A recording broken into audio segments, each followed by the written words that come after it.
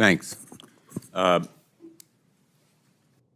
me ask you, if confirmed, will you launch an investigation into Secretary Collins's mass termination of employees, which have been found illegal by the courts?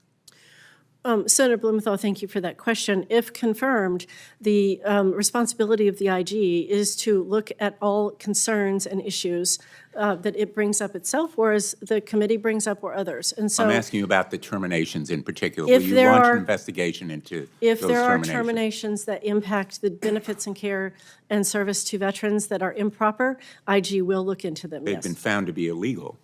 Won't you investigate? Well, I would investigate but some of those issues are currently in litigation with the courts, and so it wouldn't be appropriate for me to comment on them at this time. Will you investigate the Secretary's proposed reorganization? Thank you for the question, Senator Blumenthal. I can't investigate anything until the action occurs. So OIG would definitely look at that with the team and assess whether there needs to be an investigation into that. Well, you can investigate actions that are taken preliminarily to a final plan or action. Let me ask you, have you had any role in either the firings of VA employees to date? No, I have not, Senator. And what about the plans to fire as many as 83,000 more? Thank you for the question. I have not had a role in any of those activities. Those activities were handled by the HRA team and General Counsel. Have you participated in the realignment of senior executive service staff across the board, VBA, and Office of General Counsel? Thank you for the question, Senator.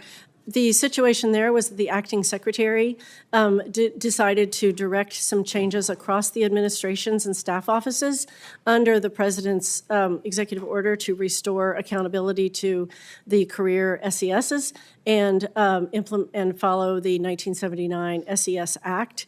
And he felt that it was important to reassign some of these people to ensure collaboration. I don't understand. Have you played a role in that realignment? My role was to convey the reassignments to the staff offices that were in my portfolio. So you have participated in those actions? I did not participate. I conveyed the acting secretary's direction to reassign those people. Okay, we can argue about words here, but I think you get my point, which is you're unwilling to review mass firings, which have been found to be illegal. You are unwilling to be forthright in your responses to these questions. You served the Secretary of the VA, correct? I served as a senior advisor to the Secretary of VA for a period of time, but again, as I explained, my role was... And to his team? I'm sorry, to his team? You've served as an advisor to him, and you've worked with his team, correct? I served as advisor to the Secretary, and I advised those within my portfolio as to the directions the Secretary directed. And you've considered yourself to be a loyal aide, correct? I consider myself to be an impartial, independent aide to the department because that's my role. You've considered yourself to be a loyal aide, correct? I am loyal to the veterans. That's who I serve. That's who I'm loyal to. You work for him? I work for the President and the Secretary, but I also, if confirmed as IG, will work for this committee. Have you been involved in the request of VA employees to sign non-disclosure agreements? Senator, I have not. You have had no involvement? I have had no involvement in that activity. What is your involvement in the reorganization and the RIFs that Secretary Collins has planned? Senator Blumenthal, I have had no involvement in that activity. What have you done?